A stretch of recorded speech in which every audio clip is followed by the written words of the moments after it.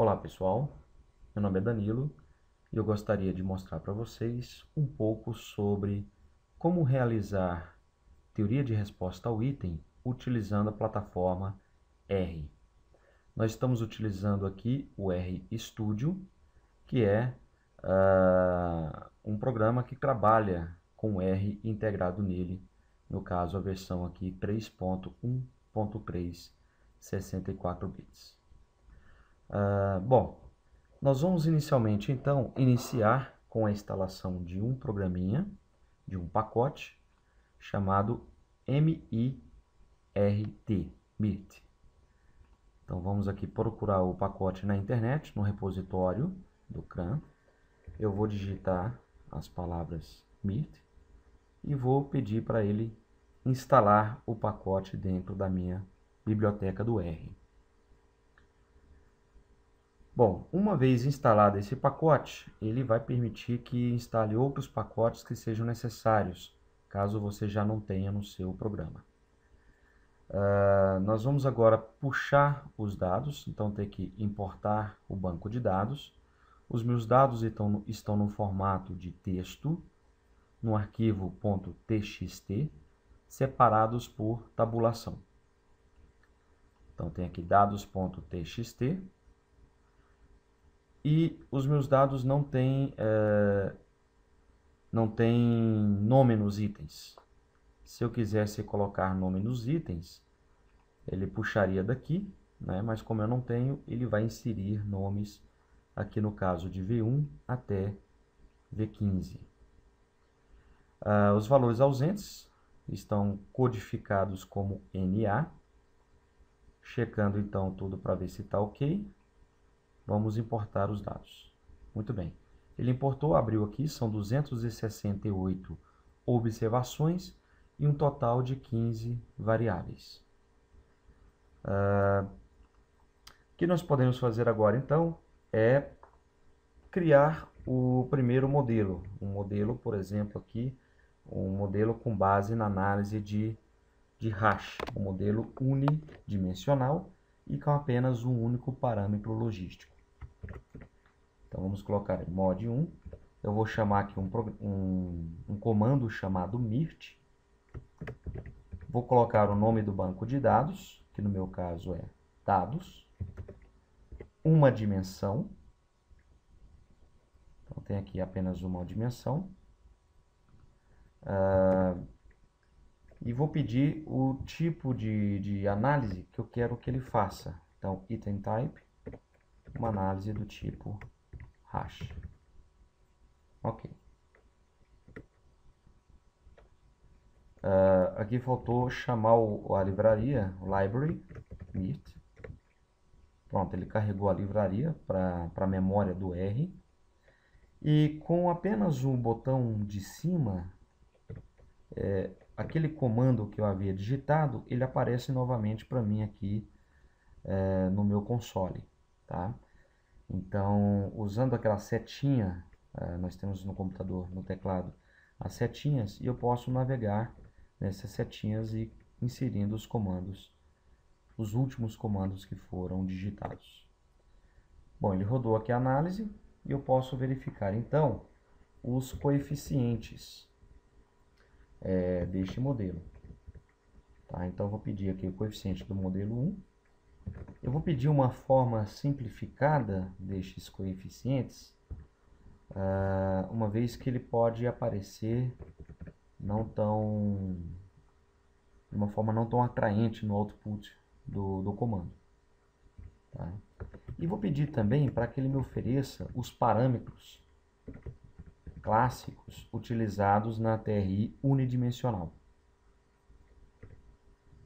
Bom, então está aqui, nós temos o parâmetro A, que é a discriminação igual a 1 para todos os valores, que é o padrão da análise hash. Né? Nós temos aqui a dificuldade dos itens, que é o parâmetro B. Aqui, por exemplo, o item 2, que vai de 0,333, até o item mais difícil, que é o item 5, que é de 2,71. Ok. Eu posso agora também pedir para ele plotar, para ele mostrar para mim o gráfico, tá, deste modelo. Então, eu coloco plot, modelo 1, e observe aqui, nessa figura, que nós temos, então, o score total, né, esperado do indivíduo, que aqui vai de 0 a 15, e aqui embaixo nós temos a habilidade do indivíduo, que é o θ. Eu posso dar um zoom aqui, né? Ele me mostra então esse gráfico numa nova janela. Com o botão direito eu posso salvar a imagem, copiar a imagem, e tem as opções de você também exportar essa imagem como PDF, copiar para a memória também do seu computador, ou salvar essa imagem em formatos que você pode escolher aqui. Tá? Você escolhe o diretório, escolhe o formato e você pode salvar essa imagem. Se você quiser, você também pode redimensionar esta imagem, tá? Antes de salvá-la. Bom, eu posso pedir também um plot utilizando um plot da informação. Um plot utilizando a informação do teste, tá? Então aqui eu coloquei tipo, informação, e ele me dá então o total de informação aqui para o teste. A gente pode ver que na análise hash a informação é maior do que 3, para um traço latente aqui acima de 1, cerca de 1,5, por exemplo. Ok? Bom, vamos pedir agora, com o mesmo banco de dados, nós vamos fazer com 2 parâmetros logísticos. Então, eu vou criar o modelo 2, tá? E neste modelo 2, nós vamos inserir 2 parâmetros logísticos.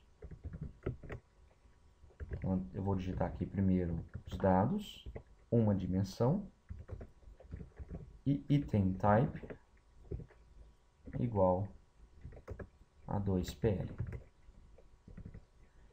Bom, o que ele vai fazer aqui agora, então, é calcular os 2 parâmetros logísticos. Pronto, ele já calculou.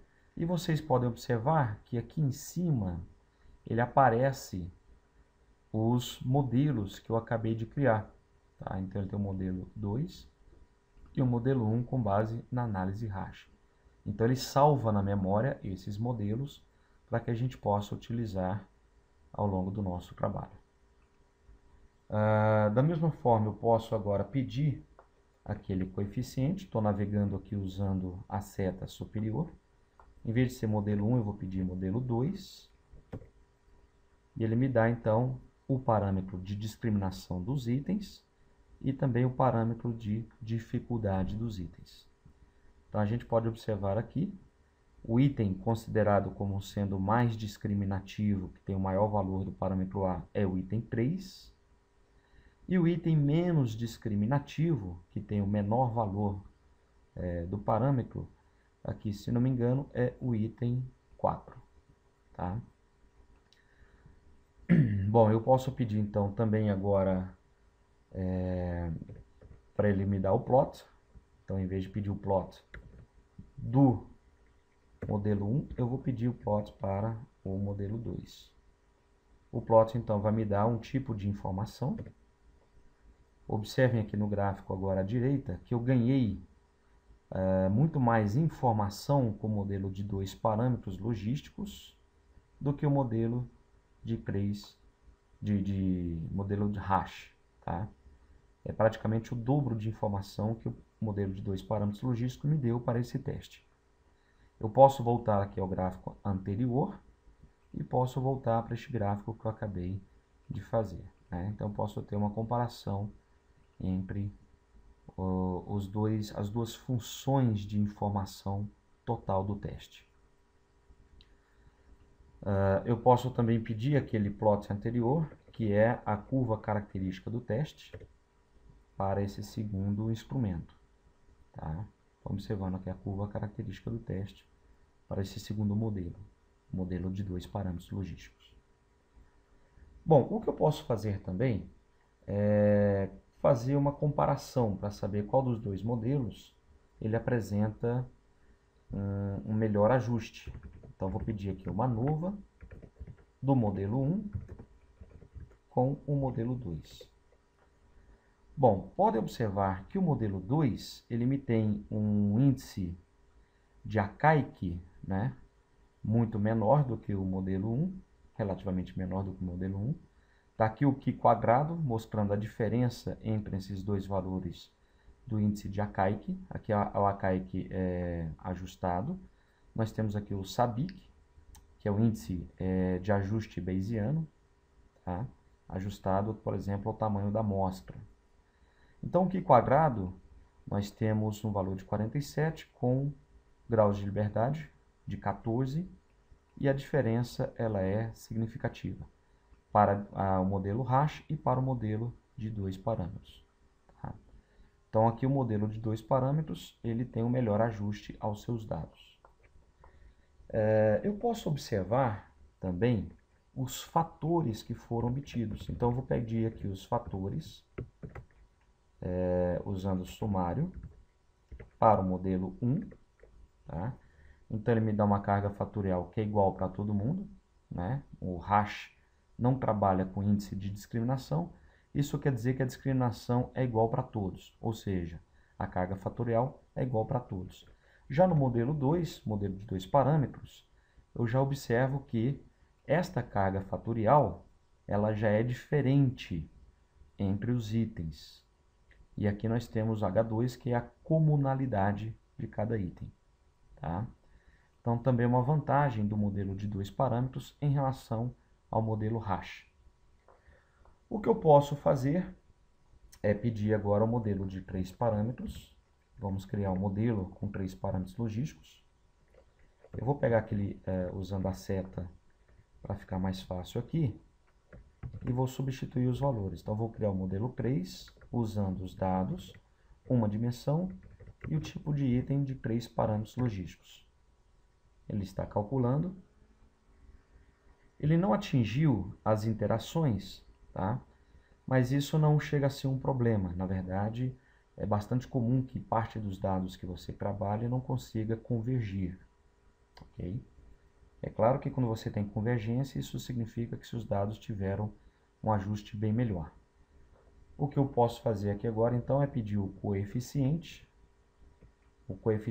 para o modelo 3. E ele me dá o parâmetro A, parâmetro B, e agora o parâmetro C, que é o chute, que aqui está escrito em G, porque é o guess, né? O chute em inglês, ou acerto ao acaso. Então, podemos observar aqui que o meu item mais discriminativo, ele agora é o item 15. O item 15 é o mais discriminativo. O item 5, ele é um item mais difícil. E o item com maior probabilidade de acerto ao acaso foi o item 7, com 0.076. Ok. Bom, eu tenho agora então 3 modelos, o modelo 1, que está aqui, o modelo 2 e o modelo 3. Eu vi que o modelo 2 é melhor do que o modelo hash. O modelo de 2 parâmetros é melhor do que o modelo de 1 parâmetro só, o modelo hash. Eu vou calcular então aqui a nova com o modelo 2 e agora o meu novo modelo 3. E eu posso verificar que não existe uma diferença significativa entre o modelo de 2 parâmetros para o modelo de 3 parâmetros logísticos. Agora vai depender também do que você quer na análise de dados, com os seus dados, se você prefere o de 2 ou de 3. No meu caso, pelo número de sujeitos, são apenas 268 observações, talvez o modelo de 2 parâmetros seja mais indicado na literatura. E também no sentido de que você não tem uma diferença significativa. O modelo mais simples, às vezes, é preferível do que o modelo mais complexo. De qualquer maneira, nós podemos avaliar esses modelos utilizando também a estatística m². É uma estatística que avalia o modelo dentro dele mesmo, mostrando o índice de ajuste e mostrando os erros do modelo. Então eu vou pedir aqui, eu vou colocar mais aceleradores no computador, que é o MIST Cluster. Então ele vai colocar mais rapidez na velocidade de processamento da máquina. Ok, agora ele usa mais processadores no meu computador. E vou pedir então a estatística M2 para o modelo 1, que é o modelo hash. E ele me deu aqui o M2, o M quadrado, de 203,32. 104 graus de liberdade. O P ficou no valor muito baixo, mostrando que este modelo então não tem bons ajustes. Esse modelo hash não conseguiu ter um bom ajuste aos dados. Aqui eu tenho o resíduo, o RMSEA, que ficou um valor acima do que eu gostaria que ficasse. Ele ficou em 0,06. E o ideal é que ele fique em abaixo de 0,05. Aqui eu tenho o valor de TLI e o valor de CFI. Esses valores idealmente deveriam ficar acima de 0,95. E o outro tipo de erro que ele é calculado com base nos resíduos, esse valor também deve ficar abaixo de 0,05. Se eu calcular o m ao quadrado do meu modelo de 2 parâmetros logísticos, eu teria então ainda um ajuste um pouquinho não muito aceitável, porém melhor do que o ajuste anterior, tá? O m ao quadrado é menor neste modelo de 2 parâmetros do que no modelo hash. Aqui os erros já estão dentro do que eu esperaria, abaixo de 0,05. E eu tenho aqui os valores de TLI e CFI já dentro dos valores esperados, acima de 0,95. Ok? Aqui está já indo um pouquinho alto, 0,06, mas é bastante considerável. É um valor de resíduo menor do que no primeiro modelo avaliado. E eu posso ver também o de 3 parâmetros logísticos. Se observar o de 3 parâmetros, ele também tem a diferença, mas não é uma diferença que justifique ser utilizado pelo valor do P, por exemplo. Se P fosse maior que 0,05, com certeza eu utilizaria o valor de 3 parâmetros logísticos. Mas aqui ele mostrou que não é e não tem diferença com o modelo anterior. Os erros também são baixos. TLI ficou próximo do modelo anterior. O CFI teve um pequeno aumento, mas a quantidade de erros aqui também não foi tão diferente ao modelo de 2 parâmetros logísticos. Ok? Bom, eu posso então pedir um plot. Eu vou plotar aqui o modelo 3 de 3 parâmetros logísticos. Ele me deu aqui essa curva característica do teste em relação ao score total do teste do indivíduo com o θ que o indivíduo apresenta. Tá? A interpretação desse teste é o seguinte: o indivíduo com θ, desse gráfico, né? O indivíduo com θ 0, ele vai ter aqui um score aproximadamente de 3 pontos. O indivíduo com θ 10, com score igual a 10, ele tem um θ, né, bem já mais próximo de 2. Ok? Bom, eu posso também fazer essa análise utilizando o erro. Então, por exemplo, eu vou pegar aqui essa mesma análise, o modelo 3, e eu vou completar aqui utilizando o erro. Então, eu quero o erro padrão. Vou colocar aqui verdadeiro, né? E o tipo de erro padrão que eu vou selecionar é o tipo BL. Ele está calculando novamente o de 3 parâmetros logísticos. Ok. E no momento que eu pedir agora o plot, a função plot para esse gráfico do score total esperado, ele vai poder me oferecer o erro da curva característica do teste. Então, eu vou pedir aqui o plot, do modo 3, só que dessa vez eu vou pedir que ele me dê o intervalo de confiança. Então, a gente pode observar aqui que o intervalo de confiança para os 3 parâmetros logísticos, né, ele é um intervalo muito longo, tá? Então, a gente pode observar aqui nesse gráfico, é essa área rachurada, essa área que está em cinza. Se eu fizer a mesma análise para o modelo de 2 parâmetros logísticos, então vamos pegar aqui o mod 2, modelo de 2 parâmetros, vamos calcular, já calculou.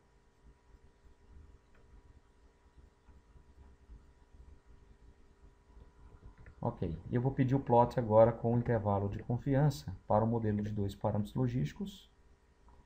E a gente pode observar que realmente o modelo de 2 parâmetros ele vai ser preferido em relação ao modelo de 3 parâmetros.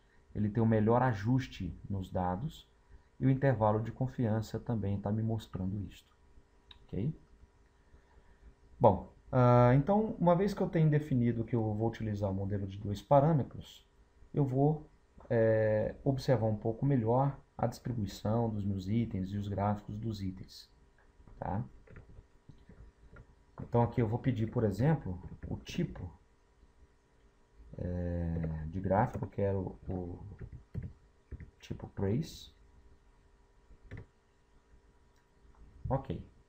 Observe que ele me deu aqui, só que os valores, os nomes das colunas do meu teste, dos meus dados, o nome das variáveis, estão fora de ordem. Tá? Eu posso pedir para ele renomear essas colunas usando a função callNames do meu banco de dados. Tá?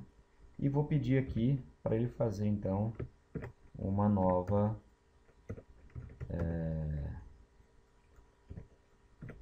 uma nova forma de nomear. Eu vou colar isso aqui, colar e copiar, que vai ficar mais fácil para trabalhar aqui para mim. Então, são 15. Ok.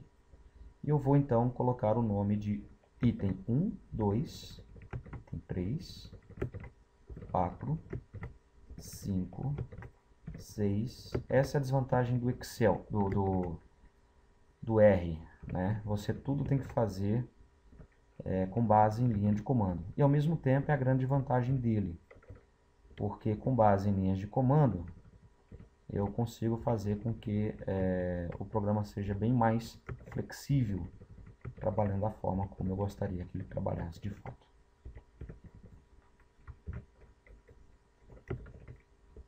Então vamos checar se nós temos aqui os 15 itens, 1, 2, 3, 4, 5, 6, 7, 8, 9, 10, 11, 12, 13, 14, 15, ok? E agora eu vou pedir para ele então, novamente, este mesmo gráfico aqui, das curvas características dos itens, tá? Então tem lá, eu preciso calcular novamente o modelo de 2 parâmetros, agora já com os novos nomes. E agora eu vou pedir o plot com as curvas características do item. Pronto. Ele mostra para mim, então, que eu tenho aqui o item 1, 2, 3, 4, 5, 6, 7, 8, 9, 10, 11, 12, 13, 14, 15, na ordem que eu gostaria que tivesse. Tá? Então, a gente pode ver as curvas características de cada item. E eu posso pedir também a curva de informação de cada item. Eu vou colocar, então, do tipo InfoTrace. Coloco aqui InfoTrace, né? Mexer comando.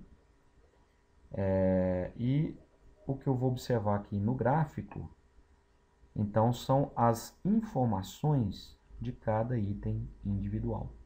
Então, nós temos itens com pouca informação. O item 4, o item 5, o item 11, o item 12 e o item 14, por exemplo, tem pouca informação.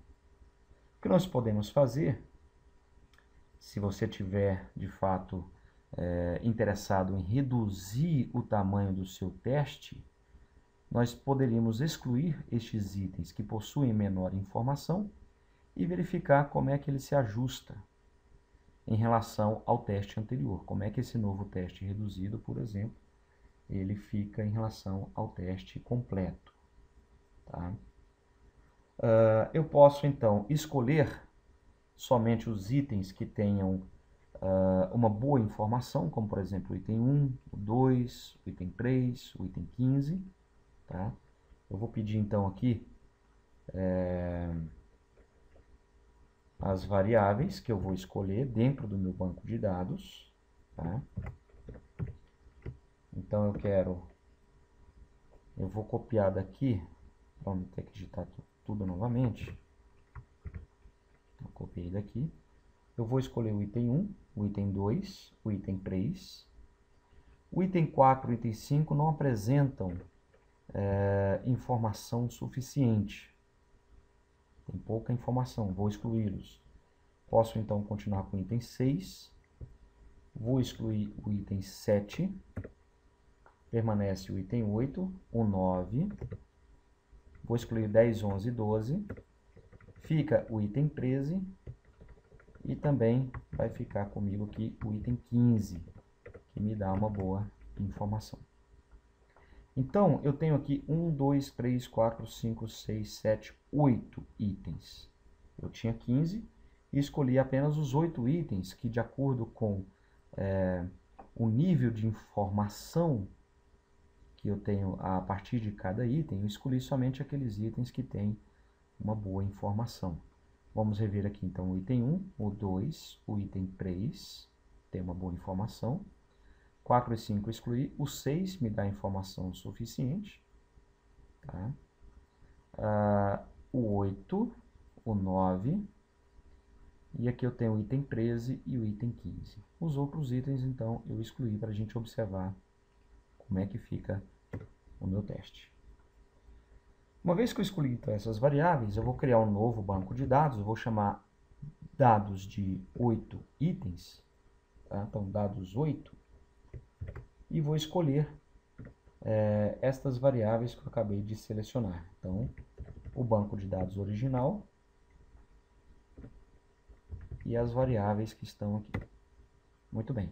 Observem aqui que agora, com este comando, ele criou para mim um novo banco de dados, o dados 8. Então, um banco de dados com 268 observações e 8 variáveis. Meu banco original tem também 268 observações, mas com 15 variáveis. Ok. Nós vamos agora, então, pedir o modelo de 2 parâmetros. Eu vou colocar aqui, então, o meu modelo 2. Modelo 2 do banco de dados 8, 2.8. Tá? Este modelo, então, vai ser o... Posso aproveitar aquele que eu já digitei anteriormente. Vou procurar aqui. Então, modelo 2.8. Eu vou utilizar agora o dados 8.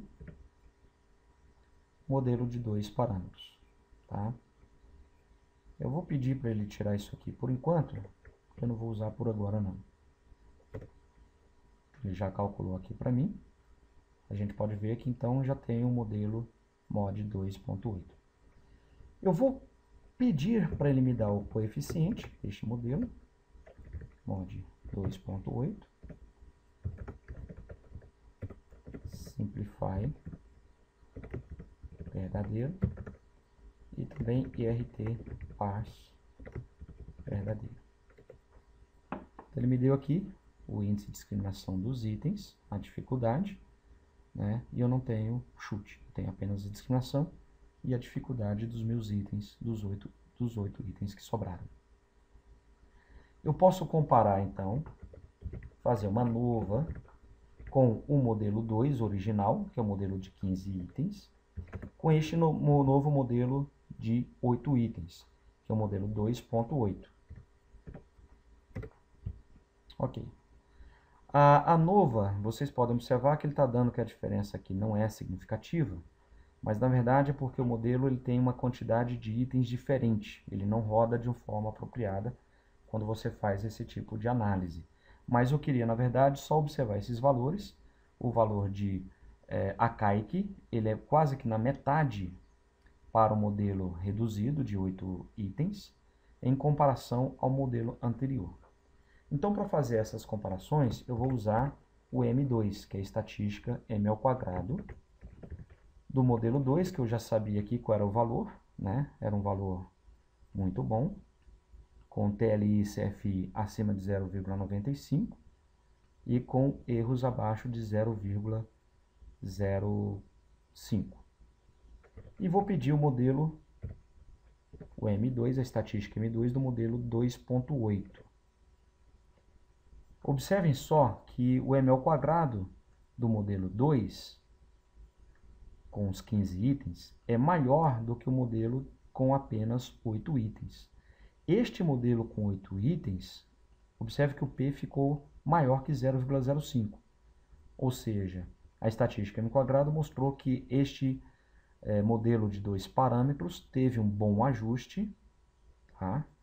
Então não posso refutar o modelo de 2 parâmetros para esse teste de 8 itens. O TLI subiu de 95 agora para 0,98 e o CFI subiu de 0,957 para 0,987.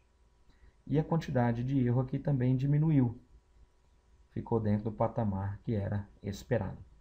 Ou seja, eu consigo então demonstrar que o meu modelo reduzido ele é melhor do que o meu modelo original de 15 itens. Eu posso então pedir para ele plotar para mim o gráfico. Eu vou fazer um plot que seja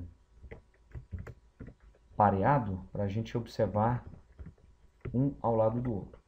Então eu vou pedir aqui o plot do meu modelo 2.8, tá? Vou chamar de P1, ok? Como P2 eu vou chamar o meu plot, que é o modelo original de 15 itens, que é o mod 2. Falta um T. O P3 vai ser o plot. P3 vai ser o plot do modelo 2.8. E eu vou pedir aqui o tipo de informação junto com o erro padrão da curva, da função de informação do teste. É o P3. E o meu P4 eu vou pedir para o modelo de 15 itens, modelo 2, também a curva de informação do teste, a função de informação do teste, junto com o erro padrão. Ok. Bom, aqui eu preciso fazer o seguinte. Para eu colocar estes gráficos, então, em ordem, tá? Ele vai exigir que eu chame um outro pacote, que eu preciso, então, abrir este pacote dentro do meu R, dentro do meu RStudio, ok? Então, eu vou chamar uma função que não está no pacote Meet, mas ele está em outro pacote, e essa é a vantagem do R, que você pode trabalhar com vários pacotes simultaneamente. Você viu aqui que ele abriu o pacote Lattice Extra e um pacote de RColor, né, para criar os gráficos. Bom, eu tenho aqui uma lista de pacotes já instalados no meu R e eu já sei de antemão qual é o pacote que eu vou utilizar para criar estes novos gráficos. Ok? Grid Extra. Vou selecionar, ele carregou para mim aqui o pacote. E agora eu vou pedir o comando grid.arrange, onde eu tenho P1, que é o primeiro plot, o primeiro gráfico, P2, P3, P4. Eu quero que ele faça isso para mim em 2 colunas. Então, ele mostrou aqui para a gente, observe que nós temos, então, 4 gráficos. Vou dar aqui o zoom. O meu primeiro gráfico, então, nós temos o item reduzido, o teste reduzido, né? Que ele vai até 8 pontos, de 0 a 8. E eu tenho aqui do lado direito o meu teste completo, que vai de 0 a 15. E observem que a quantidade de informação próximo de 6 aqui, né, num traço latente superior a 0, próximo de 1. Não se perde muito, a minha informação ali era mais ou menos 7, baixou para 6, também o traço latente próximo de 1, só que eu reduzi o número de itens praticamente pela metade. Eu perdi pouca informação e, na verdade, eu tenho um teste praticamente 50% menor, né? Um teste que ele tem uma diminuição no total de 6, 7 itens.